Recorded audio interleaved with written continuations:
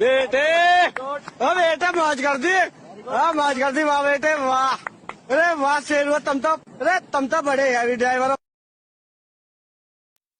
Hey guys, what is up? This side Piyush Chauhan.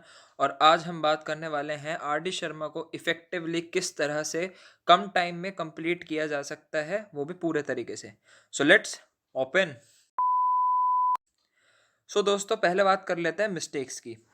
तो जो mistakes आप करते हैं, सबसे पहली आती है स्टार्टिंग फ्रॉम द बिगिनिंग। आप बुक को बिल्कुल सीधा फर्स्ट पेज से, फर्स्ट चैप्टर से चालू करते हैं, क्योंकि first chapter R D Sharma में मोस्टली इजी होता है। आपको भी पता है, वो एनसीईआरटी बेसिक टॉपिक होता है, उससे ज़्यादा क्वेश्चंस भी नहीं आते। आप उस टॉपिक को दिल लगा कर पूरे ढंग से करेंगे और उसके बाद हो जाती है बोरियत, और फिर वो हम बुक छोड़ देते, कहते हैं कि इतना तो हमें आता ही है, आगे भी आता ही होगा, जो कि एक्चुअल में गलत बात है। बुक में जैसे ट्रिग्नोमेट्री हो गई, आपकी ट्रायंगल्स हो गए, सर्कल्स हो गए, मेंसुरेशन वाला पार्ट हो गया, ये वाले पार्ट इंपॉर्टेंट होते हैं। वहीं आप देखेंगे अगर स्टैटिस्टिक्स वगैरह हो गए, नंबर सिस्टम हो गए, ये इतने इंपॉर्टेंट नहीं है कि आप इसे आर डी शर्मा में से कंप्लीट करें। तो सिर्फ इंपॉर्टेंट चैप्टर्स के बारे में बात करेंगे। सेकंड जो आप गलती करते हैं वो है doing each and every question of the particular topic और चैप्टर। यार ये वाली ना दूसरी बहुत बड़ी दिक्कत है कि तुम सारे क्वेश्चन अब नहीं कर सकते। अगर तुम हाँ शुरू से करते तो मैं रेकमेंड करता कि तुम बुक पूरी तरह से कंप्लीट करो। पर अब जिस तुम्हारे पास 2 से 3 महीने बचे हैं प्रिपरेशन करने के लिए, और सिर्फ तुम्हें मैथमेटिक्स नहीं पढ़नी है, तुम्हें बाकी सब्जेक्ट भी पढ़ने हैं, एसएसटी हो गए, साइंस हो गए, हिंदी, इंग्लिश, और जिसके पास संस्कृत है वो संस्कृत पढ़ेगा। लेकिन कहने वाली बात है कि तुम्हारे पास बहुत सारे सब्जेक्ट हैं पढ़ने के लिए, सिर्फ मैथमेटिक्स नहीं है, तो तुम अपना सोली टाइम डिवोट नहीं कर सकते मैथमेटिक्स के लिए। इसलिए सारे क्वेश्चंस करना मैं रिकमेंड नहीं करूँगा। तुम करो सिर्फ एग्जाम्पल्स वाला पार्ट, इंपॉर्टेंट चैप्टर के जो सिर्फ एग्जाम्पल वाले क्वेश्चंस होते हैं, अगर तुम उन्हें ही ढंग से कर लो तो तुम्हारा मैथ बढ़िया हो जाएगा, तुम बोर्ड फोड़ दोगे आराम से। ये मैं भी बताऊंगा कि क्वेश्चंस करने किस तरीके से हैं। थर्ड है कि ब्रेकिंग द फ्लो। भाई प्लीज हर दिन मैथ्स कर लो। अगर तुम फ्लो तोड़ देते हो ना, तो कंसेप्ट को वापस से ग्राफ्स करने में दिक्कत आती है, जिसकी वजह से तुम्हें लगेगा कि भाई तुम चीजें भूल रहे हो। फिर यार तुम्हारा ना फ्लो ब्रेक होने से ना, तुम उस पर्टिकुलर कंसेप्ट पर उस तरह का लेवल का कमांड नहीं पा पाओगे, ना तुम्हें उस पर्टिकुलर चैप्टर में कॉन्फिडेंस आएगा। तो फ्लो मत ब्रेक करो, रोज चाहे थोड़ी देर ही करो, पर हर दिन तुम्हें मैथ्स करनी ही है। मतलब तुम्हारा स्केड्यूल टाइट है ना, तो आधा घंटा ही करना हो, पर मैथमेटिक्स रोज करना। सो भाई कैसे करे जाए? तो देखो, पहली बात तो वही जो मैंने अभी तुम्हें बताया कि डू इट रेगुलरली, रोज करना है भाई, फ्लो ब्रेक मत करना। सेकंड, स्मॉल स्टेप्स में अपने बिगर गोल्स को ब्रेक कर दो, जिसे मैं कहता हूँ माइलस्टोन प्लानिंग।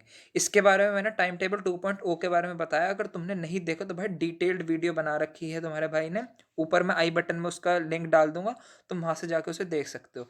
उसमें तुम्हें बताया जाएगा कि किस तरह से तुम एक बड़े से अनअचीवेबल गोल जो तुम समझते हो कि तुम अचीव नहीं कर पाओगे, उसे छोटे छोटे माइलस्टोन्स में ब्रेक कर सकते हो, और उसे इफेक्टिवली और एफिशिएंट वे में स्टिपुलेटेड टाइम में कंप्लीट कर सकते हो, अचीव कर सकते हो, जो कि बहुत बढ़िया बात होगी।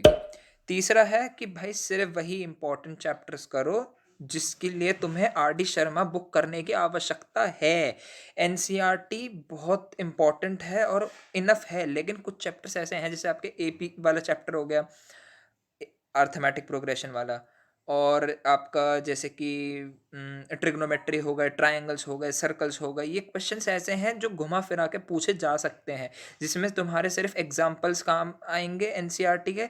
लेकिन उसके अलावा तुम्हें बेसिक नॉलेज होनी चाहिए। अगर क्वेश्चन थोड़ा आउट ऑफ कंटेक्स्ट आ गया तो तुम कंफ्यूज ना हो जाओ, तुम वहाँ पर सॉल्व कर पाओ, क्योंकि तुम्हारे पास इतना टाइम नहीं रहेगा कि तुम वहाँ सोचने बैठोगे कि कैसे करना है कैसे नहीं करना। तुम्हें श्योरिटी चाहिए भाई, बोर्ड है वो।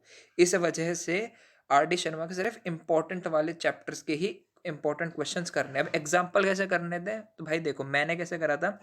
मैंने शुरू के 10 एग्जाम्पल जो होते थे वो पढ़ता था, थोड़ा खुद सोचता था जितनी मुझे प्रायर नॉलेज है, क्योंकि मैं मानता हूँ, सोच रहा हूँ, अज्यूम कर रहा हूँ कि तुमने अभी तक एनसीईआरटी तो ख़त्म कर ही ली होगी। तो उस बेसिस पर मैं उन 10 क्वेश्चंस को करने की कोशिश करता था। अगर बन गए तो ठीक है, नहीं बनते थे तो उनका सोल्यूशन देख लेता था। बाकी के जो 40 क्वेश्चंस होते थे, क्योंकि एग्जाम्पल्स अपने आप में ही 50 to 60 होते हैं, बहुत जितना बढ़िया टॉपिक होगा, जितना इंपॉर्टेंट होगा, आर डी शर्मा बहुत अच्छे से उस पर्टिकुलर चैप्टर को मैनेज करते हुए चलती है। तो एग्जाम्पल्स काफ़ी ज़्यादा मिल जाएंगे, तो तुम्हें उसी कोई दिक्कत वाली बात नहीं होगी। इसीलिए एग्जाम्पल्स करने ही इनफ हो जाएंगे। तुम 10 से 15 एग्जाम्पल बुक के देख लो, बाकी खुद सॉल्व कर लो, वही अपने आप में क्वेश्चन करने जाता है। सेकेंडली तुम्हें सीधा सोल्यूशन मिल जाते हैं एग्जाम्पल के, तुम्हें पता चल सेकेंडली तुम्हें एग्जाम्पल के सोल्यूशन मिल जाते हैं, जिसकी वजह से तुम्हें हेल्प हो जाती है कि तुम अपने आप को इवेल्युएट कर सको कि तुम एक्चुअल में कंसेप्ट में गलती कर रहे हो या फिर कैलकुलेशन में गलती कर रहे हो। देखो भाई, बैक एक्सरसाइजेज के सिर्फ तुम्हें आंसर अवेलेबल होते हैं, जिसकी वजह से तुम अपने आप को इवेल्युएट नहीं कर सकते हो ठीक से कि तुम एक्चुअल में कहाँ गलती कर रहे हो। देखो भाई, कैलकुलेशन एरर मल्टीपल बार प्रैक्टिस कर कर आती है, लेकिन कंसेप्ट में अगर एरर है तो तुम्हें एक्चुअल में और टफ क्वेश्चंस, ये कह सकते हैं, और मल्टीपल ऑफ क्वेश्चंस ट्राई करने होंगे ताकि तुम अपने कंसेप्ट को कंसोलिडेट कर सको।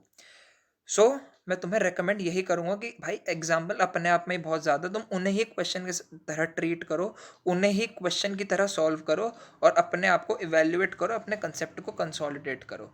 सेकेंडली, सिर्फ इंपॉर्टेंट चैप्टर्स की ही आर डी शर्मा करो, पूरी बुक करने की आवश्यकता नहीं है, क्योंकि भाई तुम्हारे पास इतना टाइम नहीं, तुम्हें बहुत सारे चीज़ें और भी करनी है, बहुत सारे सब्जेक्ट है तुम्हारे पास करने को ना तुम्हारे पास इतना टाइम है कि तुम पूरी बुक करने बैठो। काफ़ी सारी चीज़ें हैं उसमें जो कि ज़रूरत भी नहीं करने की, ठीक है। एनसीईआरटी इनफ होती है, 60 to 70% उसमें से ही आता है, पर तुम्हें अगर भाई आर डी शर्मा एक तरह से तुम्हें कंपटीशन में आउटस्टैंड कर सकता है, जिसकी वजह से तुम फोड़ दोगे भाई बढ़िया तरीके से। सो इसी के साथ ये वाली वीडियो समाप्त करते हैं। आई होप तुम्हें ये वीडियो पसंद आई होगी। ये प्रेप हैक की पहली वीडियो थी, और भी ऐसी वीडियोस आती रहेंगी, मैं तुम्हें हेल्प करता रहूँगा तुम्हारे सभी सब्जेक्ट में। जो भी मुझे डाउट्स फील होंगे, जो भी बच्चे मुझे फीडबैक देते हैं कि भैया ये वाला डाउट है, इसे किस तरह से करें, मैं उसे एड्रेस करने की पूरी कोशिश करूँगा। तुम्हारा भी अगर कोई डाउट हो तो मुझे इंस्टाग्राम पर मैसेज कर सकते हो, टेलीग्राम पर ग्रुप बना हुआ है, डिस्क्रिप्शन में उसका लिंक दे दूंगा, तुम वहाँ से भी उसे एक्सेस कर सकते हो। और ये इंपॉर्टेंट चैप्टर्स की जो लिस्ट है ना, वो मैं डिस्क्रिप्शन में भी डाल दूंगा और अपने टेलीग्राम वाले ग्रुप पर भी डाल दूंगा, तो तुम वहाँ से उसे एक्सेस कर सकते हो। और भाई तुम तैयारी फाड़ू तरीके से करो, तुम्हारा भाई तुम्हारे साथ है, साथ में फोड़ेंगे 10th बोर्ड, बच्चों वाली चीज़ें निकाल देंगे यार। सो इसी के साथ बाय बाय दोस्तों, see you in the next video.